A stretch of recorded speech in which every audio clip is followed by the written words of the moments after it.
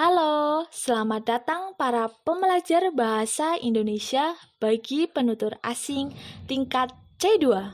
Bersama kami, Davita Natania Damayanti dan Anggita Dewi Ayumutia. Pada saat ini, kita akan belajar mengenai fasilitas publik. Untuk fasilitas publik, kita fokuskan pada fasilitas yang ada di Indonesia. Pertama, kita akan belajar tentang kosakata yang berhubungan dengan fasilitas publik. Saya akan mengucapkan satu persatu, kemudian ulangi perkataan saya ya. Jalan, motor, tiket, mobil, antri, transportasi, bus, berhenti, toilet umum, jalan tol, rumah sakit, tempat sampah. 13. Musola. 14. Bank. 15. Angkot. 16. Tempat parkir. 17. Pasar.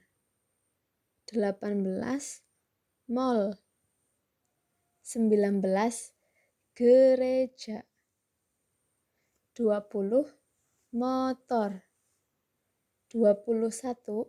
Sepeda. 22. Halaman sekolah. 23. Kelas. 24. Lapangan bola basket. 25. Lapangan voli. 26. Kantor.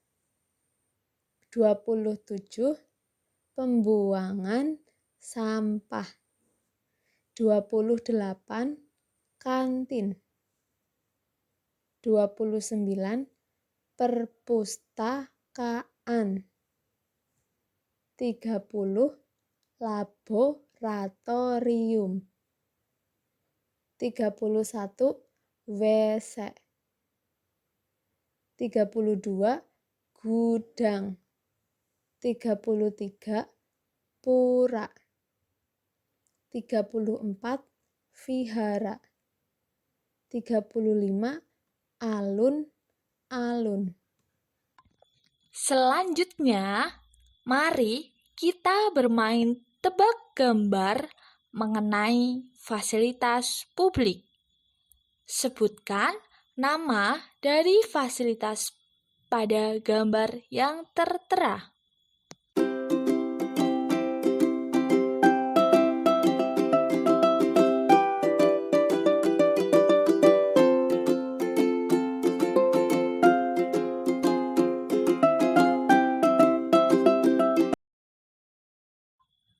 Selanjutnya, simaklah dengan baik dan seksama video yang akan kami tayangkan mengenai jembatan penyeberangan orang.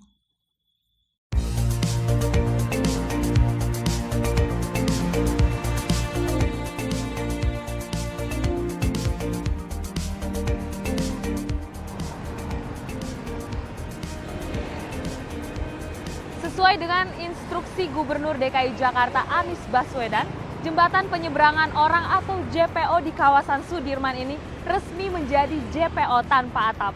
Menjadi salah satu spot foto terbaru di kawasan DKI Jakarta, saya dan tim Halo Indonesia ingin mengetahui seperti apa JPO tanpa atap dan seperti apa tanggapan masyarakat atas jembatan penyeberangan orang tanpa atap ini.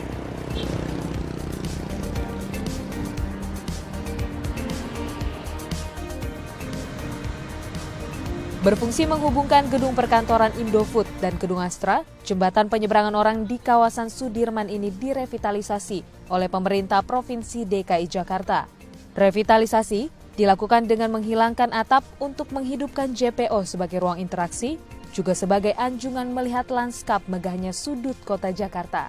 Namun atap jembatan penyeberangan orang yang telah ditiadakan menuai tanggapan dari masyarakat, karena tak sedikit warga yang mengkritik kebutuhan atap JPO sebagai penghalang panas sinar matahari dan hujan. Ada pula yang memuji wajah JPO baru yang cocok untuk bersuah foto. Kalau menurut saya ya, waktu awal ada atapnya emang nggak terlalu kelihatannya, kurang menarik. Tapi pas udah jadi kayak gini nih, udah dicat, jadi lebih menarik. Terus bisa melihat keindahan Jakarta. Sebenarnya sih bagus, bisa ngeliat pemandangan gedung dan sekitar, bisa foto-foto juga. Tapi ya kalau hujan sama panas ini kepanasan sama kehujanan. Kalau untuk dari segi untuk fungsional sih sebenarnya kita lebih nyaman yang ada tutupnya ya. Jadi karena ini juga udah masuk musim-musim penghujan, jadi lebih nyaman itu yang ada tutupnya. Tapi mungkin di sisi lain juga ada yang pengen dengan suasana baru. Meskipun mendapat kritik, saran, dan pujian, Kepala Dinas Bina Marga Provinsi DKI Jakarta Hari Nugroho meminta warga Jakarta untuk dapat melihat revitalisasi JPO sebagai bagian dari keindahan tata kota dan sarana budaya. Itu kalau kita lihat kan JPO itu kan dari ruang terbuka, ya trotoar yang udah lebar, kemudian naik JPO, turunnya terbuka. Jadi konsepnya kalau gitu terbuka. Jadi artinya apa? Artinya orang yang melewati JPO itu memang sudah dari awalnya memang sudah terbuka, ngelihat wah ternyata di Jakarta sekarang udah begini ya wajah baru Jakarta. Trotoarnya udah lebar, gedung-gedungnya tinggi, jadi menjadi pengalaman baru orang jadi bersuah foto kan, selfie ria dan ini yang menjadi tempat interaksi juga. Akan dipercantik dengan lampu sorot dan hiasan warna-warni, kedepannya Pemprov DKI Jakarta juga akan menambahkan lift prioritas pada jembatan penyeberangan orang di kawasan Sudirman untuk memfasilitasi lansia maupun penyandang disabilitas.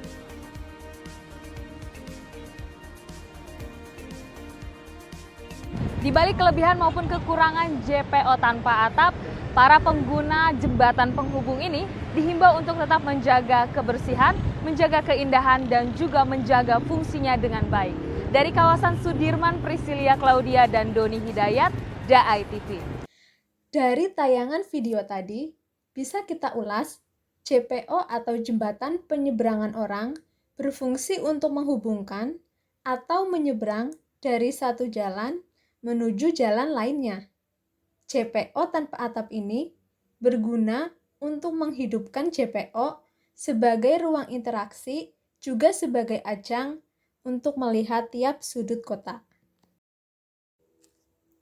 Kemudian, selanjutnya, bacalah teks mengenai toilet umum di Indonesia yang ada di layar dengan suara lantang.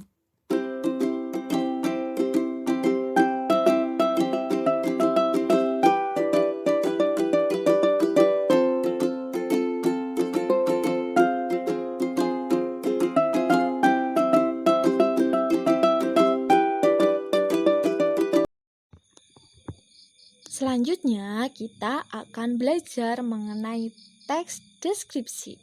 Pengertian teks deskripsi adalah teks yang dimana ide utamanya merupakan penyampaian dengan menggambarkan objek, tempat, dan peristiwa dengan sangat jelas. Dengan begitu, pembaca bisa seolah-olah merasakan baik secara fisik maupun emosi secara langsung dengan apa yang dijelaskan di dalam teks. Kemudian ada tujuan teks deskripsi, ialah untuk menggambarkan hal yang berkaitan dengan pengalaman berdasarkan hasil pengamatan seluruh panca indera. Selanjutnya ada ciri-ciri teks deskripsi. Yang pertama, Teks deskripsi berisi tentang penggambaran pada suatu objek, misalnya benda, tempat, suasana, dan lain-lain. Kedua, teks deskripsi berisi tentang penjelasan yang melibatkan seluruh panca indera, penglihatan, pendengaran, penciuman, sampai perabaan. Ketiga, teks deskripsi berisi tentang pemaparan dari ciri-ciri fisik dan sifat suatu objek dengan sangat rinci dan jelas. Keempat, teks deskripsi membuat pembaca seolah-olah bisa merasakan bahkan mengalami langsung kejadian yang digambarkan di dalam teks. Selanjutnya, ada struktur dari teks deskripsi. Pertama, meliputi judul. Judul pada paragraf deskriptif setidaknya harus mengandung 3 aspek, yaitu relevan, provokatif atau menarik, dan juga singkat. Judul dari karangan melambangkan cerita yang merupakan sebuah ringkasan tersirat dari seluruh tulisan. Judul ini memiliki fungsi sebagai daya tarik minat dan suatu nama yang bersifat promosi. Kedua, identifikasi merupakan penentuan identitas dari orang, objek, dan benda lainnya.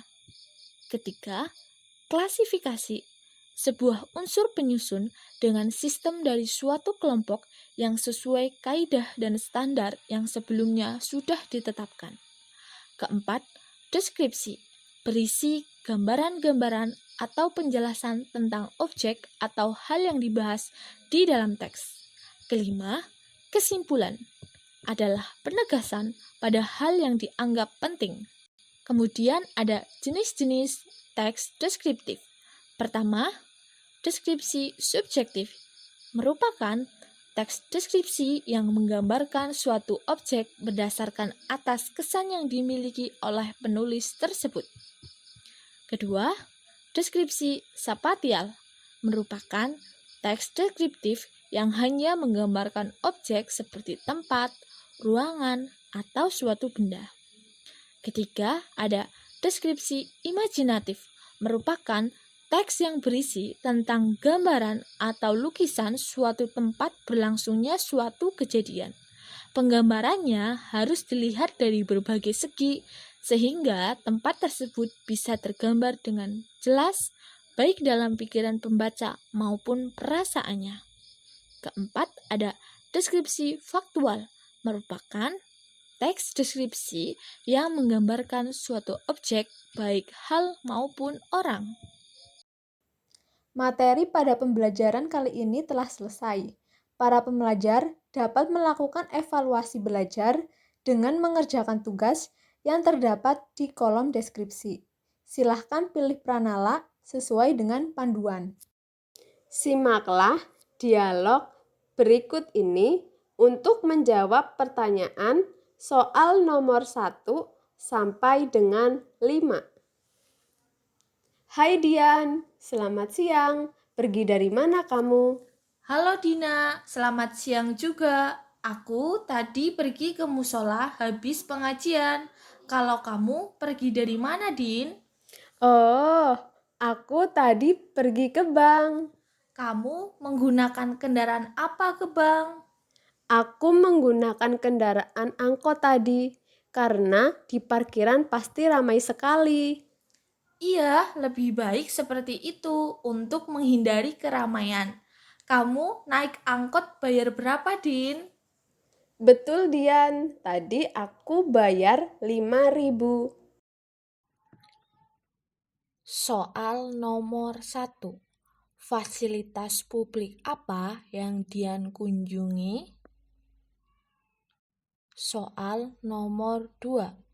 Fasilitas publik apa yang ramai dan baru saja dikatakan oleh Dina? Soal nomor 3. Apa fasilitas publik yang Dina kunjungi sebelumnya? Soal nomor 4. Kendaraan apa yang digunakan oleh Dina untuk pergi ke bank? Soal nomor 5. Berapa biaya yang dibayarkan oleh Dina untuk naik angkot? Simaklah monolog berikut ini untuk menjawab pertanyaan nomor 6 sampai dengan nomor 10. Vita bersekolah di SMP Negeri 1 Kroya. Sekolah Vita berada di dalam suatu jalan, bukan di pinggir jalan besar. Banyak pepohonan yang ditanam di lingkungan sekolah agar selalu sejuk dan nyaman. Gedungnya bertingkat 2. Di halaman sekolah banyak sekali pepohonan yang sengaja ditanam. Setiap hari Jumat, siswa-siswi selalu bersih-bersih halaman sekolah, seperti menyapu kelas, membersihkan lapangan, halaman depan kelas, kantor, dan membuang sampah di tempat sampah.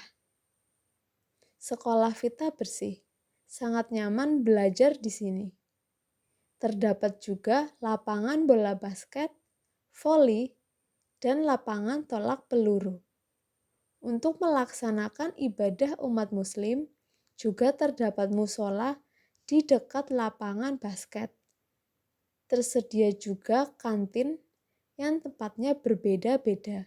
Soal nomor 6. Vita bersekolah di mana? Soal nomor 7. Lapangan apa yang tersedia di sekolah tersebut? Soal nomor 8. Fasilitas publik apa saja yang disebutkan dalam monolog? Soal nomor 9. Apa fasilitas publik dalam monolog yang digunakan untuk ibadah umat muslim? Soal nomor 10. Apa tempat yang dikunjungi siswa ketika jam istirahat? Evaluasi membaca. Bacalah teks berikut ini dengan baik dan cermat. Untuk dapat menjawab pertanyaan esai nomor 1 sampai dengan nomor 10. Jawablah pada selembar kertas, kemudian dikirimkan pada link Google Drive yang tertera pada deskripsi box.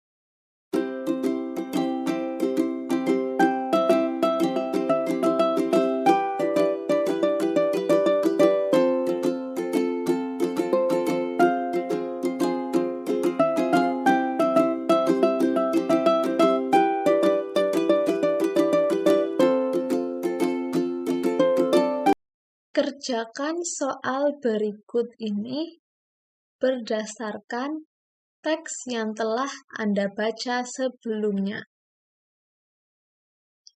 Evaluasi tata bahasa. Buatlah sebuah teks deskripsi mengenai fasilitas publik dengan memerhatikan ejaan dan tanda baca yang tepat. Mengenai teks deskripsi, sudah dijelaskan pada bagian materi. Kerjakan pada selembar kertas, kemudian kirimkan melalui link Google Drive yang tertera pada deskripsi box pada folder tata bahasa. Selamat mengerjakan!